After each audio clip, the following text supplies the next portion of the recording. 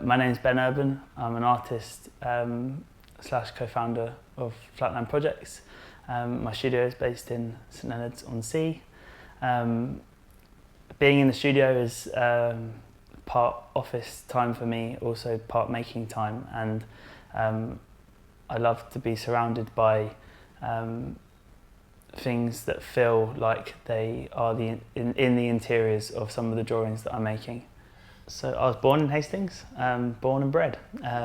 So yeah, my dad's side of his family are a fishing family and have been fishermen for a very long time. I also run Flatland Projects, which is an artist-led project space based within the Source Park in Hastings. We work with emerging artists who are nationally, regionally, internationally, and our underlying premise is to bring emerging practice to Hastings and to give artists the opportunity for a first opportunity to realise a more major project. Luckily, we've been funded by the Arts Council for the last year now, which has given us a lot of autonomy in order to allow artists to develop and understand projects in a way that isn't in the arbitrary sense of curators, artists, and the hierarchical kind of institutional way of making exhibitions. And we're really thinking about how we work in a collaborative sense with artists as artists. Most recently, we did an exhibition with Hastings-based ceramic studio Common Clay. Common Clay came together as 17 artists who are members of the studio to participate in an exhibition called The Gathering Container. And the premise of this exhibition was to think about how collectively, as different makers in one space, come together to kind of mark a moment of regeneration for the town. And the town is at a point where emerging practice and collaborative practice is really booming at the moment. Yeah, it's kind of crazy. We had 17 ceramicists in a group exhibition in January this year, and having BMX skateboards flying around ceramics, it does feel really unnerving. But I think that tension between kind of sport, athleticism, leisure, activity, which is so coherent in the building of the Source Park being a Victorian Turkish bathhouse, and that kind of history of leisure and bathing and wellness and well-being is something that we really think about in our programme, and think about how we kind of extract from that history in order to then bring it into contemporary conversations of well-being. The way you frame contemporary art can potentially be quite obtrusive for an audience member to access, but I think if you frame it in a very open context with an open dialogue, then it then becomes accessible to people on lots of different levels. And that's what we hope, is that our space feels free, open, accessible, inclusive, and starts to allow people to think, you know what, actually I might try looking at that exhibition this time, and it might be something for me. And if it's not, that's kind of fine. But we'd love to have our own permanent space. That's kind of where we're working towards now, and we'd like to be existing as a really concrete offering culturally for the town and for the region, and hopefully nationally. So I'm working on a project called the Moonlight Reading Room, which is set on Moonlight Island. It's a fictional world of darkness and nighttime, and really thinking about how the interiors and the exteriors of this fictional environment on this island can become uninhabited, but through furniture can imply human presence and human form.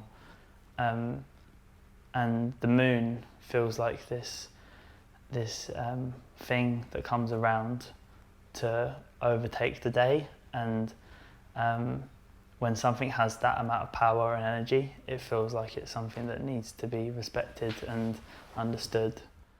I'm really thinking about the vastness of the sea, and the sea being something that isn't comprehensible, at least for myself, and just being set offshore, what that means to be surrounded by water, and what I've always thought about with Hastings as a town to grow up in is that it's got, if you live inland, you have 360 degrees around your hometown, and Hastings has 180 degrees. And I've always thought about kind of what that last 180 degrees off the shore means.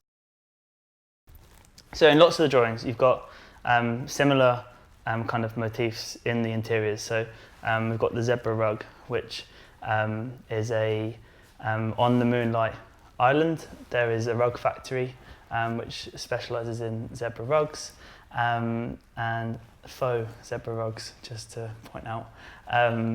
But these rugs kind of follow on in this like uniform attempt to speak about this uninhabited landscape, where repetition starts to imply lack of personality or lack of human presence or human influence. So I think about aesthetics of the home and of interiors as this way of like flamboyancy or campness that is detached from sexuality or detached from personality, and the kind of stylized aesthetic of camp maybe references flamboyancy in its nature of extravagance, blankness in some ways, like the blankness of the white space, of the dark space, of the empty floorboards as like this like skeleton for a space, and like the rug, the chair, the shelf, the flowers, the window, like these are recurring motifs that come together to equate to this emptiness of space. So my kind of relationship with making is also very much influenced in my involvement in sport. I used to be on the national judo team, and I coach to an international level now, and the kind of relationship with sport and repetition and thinking and relationship to visualization and closing your eyes and visualizing what the world could be like when you're acting at your best. Actually, for me, what's most important is like this like opportunity for storytelling and fiction through drawing. You know, it's image making, and it's making things that don't exist in the world in front of me. And these are not observational drawings. Although they're not scratched out, they feel like they're scratched into the surface, these paintings. And they like are kind of etching this landscape into a document in some ways. So I've been working on this green paper recently as well that is, you know, I'm like thinking about this point of view perspective that is very much associated to midnight and nighttime filming, and you know the horror or aesthetics of horror and thrillers in cinema are starting to like play into the drawing. Is kind of, I hope, presents like the feelings that I have every time I come into the studio and I sit down at the desk and I think, you know, how do I draw the moon, or how do I draw the sea, and how do I present those two, like these things that we're still trying to understand as a human race.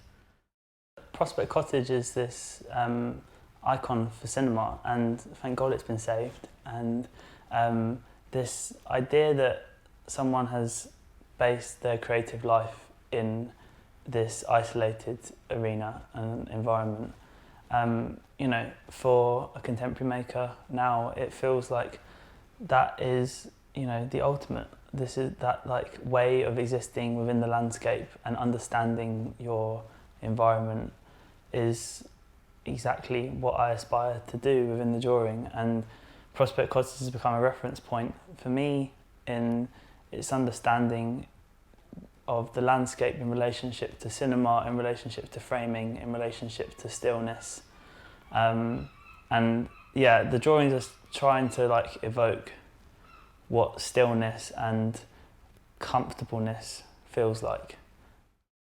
So I've been making these ceramics works in Common Clay Studios in Hastings, and these ceramics are kind of they're becoming souvenirs for the midnight landscape, and so this series of ceramics are called the Last Night Scar series. So they are removable scars from the body that have come from a fictional nightscape. So the danger and the horror and the thrill of the night in a dream world is starting to, for me, through these sculptures,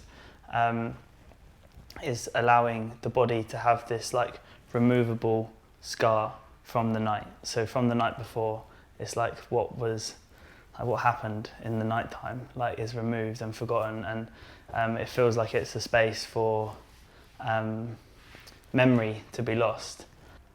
The black line in cartoon references three-dimensionality and starts to imply realness and real life, and I think that that's like a space that I'm really trying to interrogate in the work. Bowl of flowers exist in this room, which then starts to inform how the rest of the objects exist in this minimal overriding to camp space.